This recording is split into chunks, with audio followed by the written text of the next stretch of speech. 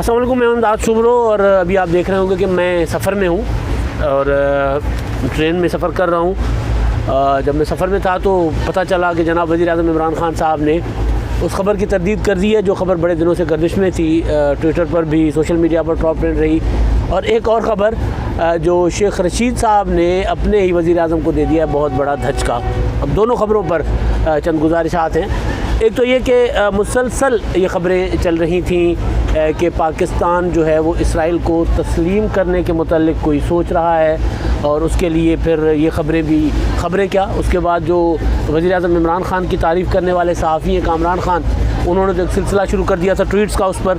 और फिर एक दो और सहाफ़ी भी, मुबशर लुकमान और दीगर जो हम ख्याल समझे जाते हैं वज़ीर-ए-आज़म इमरान ख़ान के, वो भी इस पर सामने आ गए थे और उन्होंने खुलकर कहा था कि पाकिस्तान को या माहौल बनाने की कोशिश की थी इसराइल को तस्लीम करने के लिए। अब क्योंकि सऊदी अरब के मुतालिक, सऊदी अरब और जो इसराइल के मामलात थे, सऊदी अरब के मुतालिक जो ख़बरें आईं इसराइली मीडिया से आईं, वो ख़बरें फिर उसमें कि सऊदी अरब का वहाँ जहाज़ गया और सऊदी अरब के जो विज़िट्स और जिस तरह के वो वहाँ के शाह के साथ और वहाँ की जो रॉयल फैमिली है उसमें किस तरह वो कोशिशें कर रहे हैं, सारी चीज़ें इसराइली मीडिया देता रहा और सऊदी हुकाम उसकी तरदीद भी करते रहे। बिल्कुल उसी तरह हमारे जो वज़ीर-ए-आज़म साहब के मुआविन ख़ास हैं, मुआविन ख़ुसूसी तो कई हैं लेकिन एक मुआविन ख़ुसूसी, मुआविन ख़ास भी हैं जुल्फ़ी बुखारी साहब। बरतानिया की शहरियत है उनके पास और वो बरतानिया के वीज़ा पर, इसराइली अखबारात और इसराइली मीडिया की ख़बरों के मुताबिक बरतानिया के वीज़ा पर वो गए इसराइल और वज़ीर-ए-आज़म साहब का पैगाम दिया उन्होंने।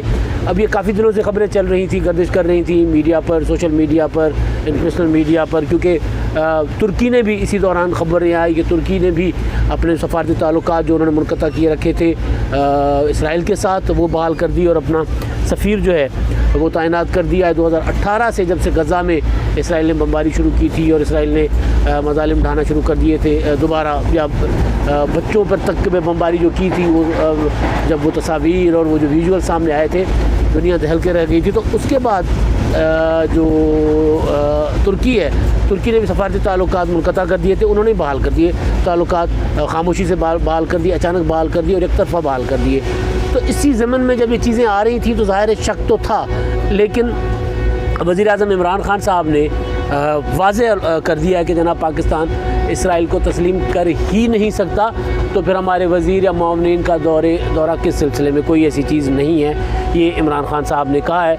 लिहाजा क्योंकि वज़ीर-ए-आज़म साहब ने कहा है, कह दिया है, और ये पहली बार नहीं कहा, दूसरी बार कहा है, इस बार ज़रा कुछ तातुल के साथ कहा है क्योंकि ख़बरें काफ़ी दिनों से गर्दिश कर रही थी और वज़ीर-ए-आज़म साहब ने जो तरदीद है वो ज़रा ताख़ीर से की है, लेकिन ताख़ीर दे रहा है दुरुस्त आयत, उनकी बात आ गई है तो अब उसको मानना पड़ेगा। जहाँ तक इनकी हुकूमत का जो तरीका वारदात ही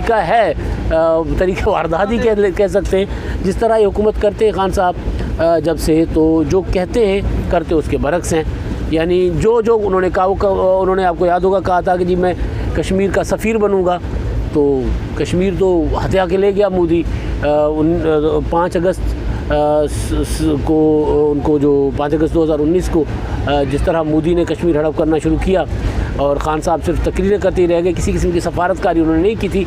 अक़वाम मुत्तहिदा की एक आध तकरीर थी तो उन्होंने कहा था कि जनाब मैं तो पूरी दुनिया को जगाऊँगा, और जगाया कोई नहीं हो। मैंने कई बार पहले भी गुजारिश की है कि मुर्शिद शामून कुरैशी साहब की सफारतकारी मुल्तान तक की थी।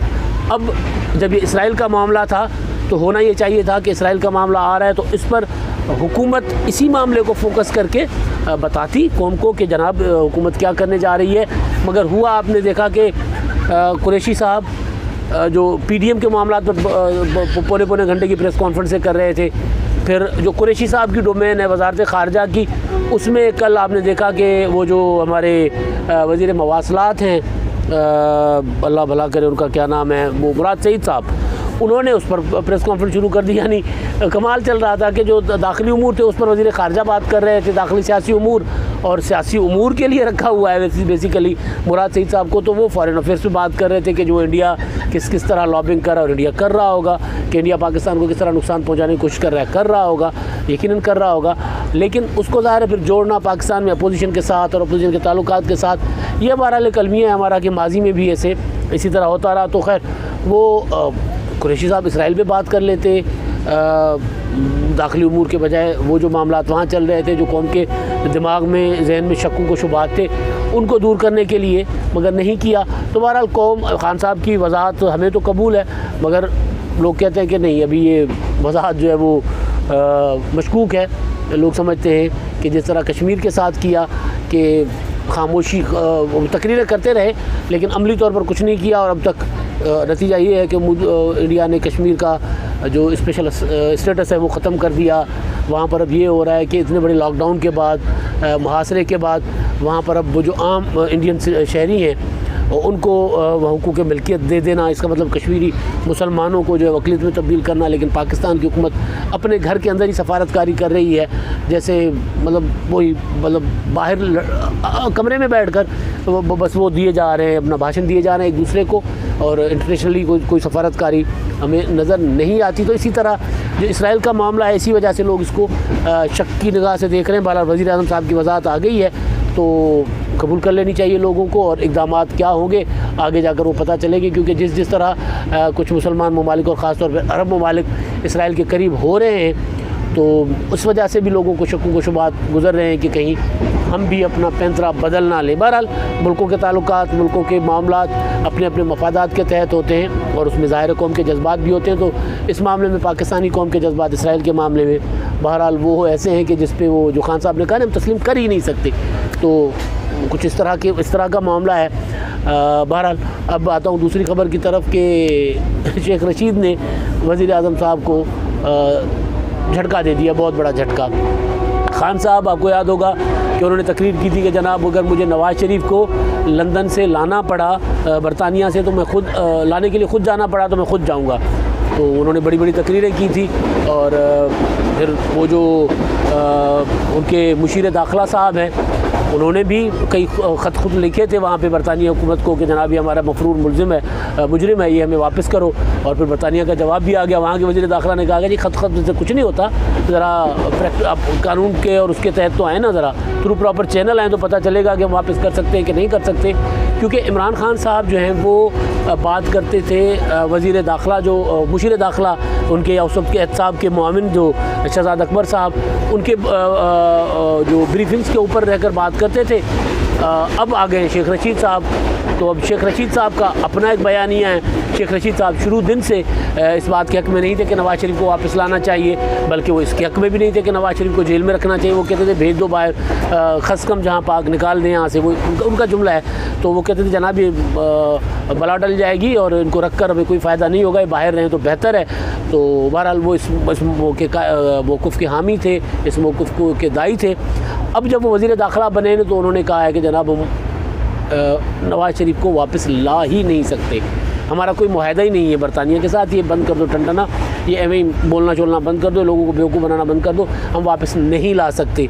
जबकि इमरान खान साहब जो हैं वो कौम को ये अपनी तरफ से खुशखबरी सुना रहे थे कि जनाब वो मफरूर मुलजिम है, तो हम हर सूरत उसको वापस ला कर रहेंगे, ला कर दिखा कर रहूँगा मैं। जैसे उन्होंने कहा था वो तुर्की में जाकर के जी मैं वापस जाकर नवाज़ शरीफ और आसिफ ज़रदारी के जो सेल हैं उनसे, जो बैरिक्स हैं जेलों में, उनसे एयर कंडीशन उतरवा दूँगा। बिल्कुल ऐसे ही उन्होंने कहा था कि जनाब मुझे अगर जाना पड़ा तो मैं जाऊँगा और मैं अब नहीं छोड़ूँगा और वापस लाऊँगा। वो याद है ना आपको, वो उसी तकरीर में उन्होंने किया था। वो मेरा ख्याल है कोई वकला का कन्वेंशन था, जहाँ तक मुझे याद पड़ रहा है। तहरीक इंसाफ के जो इंसाफ विंग है, वो वकला की विंग जो थी, उसके साथ उन्होंने खिताब किया था।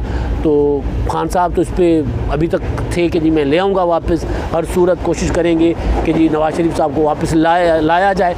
मगर वज़ीर दाखिला ने हाथ खड़े कर दिए। वज़ीर दाखिला ने, वो रेल के वज़ीर थे ना, तो रेल की वजारत अभी छूटी है और मैं भी अभी रेल में ही बैठा हूँ। तो रेल के वज़ीर थे तो उन्होंने दिखा दी है लाल झंडी इमरान खान साहब को कि नहीं जी ये ट्रेन आगे नहीं बढ़ सकती, हम नवाज़ शरीफ साहब को नहीं ला सकते। और उन्होंने सिर्फ इमरान खान को मीटिंग में नहीं कहा, बरमला कहा है, मीडिया के सामने आकर कहा है। तो इसका यकीनन खान साहब को झटका तो बड़ा लगा होगा। एक झटका खान साहब को जुल्फ़ी बुखारी वाली ख़बर का लगा होगा, जिसकी आज उन्होंने वजाहत कर दी है।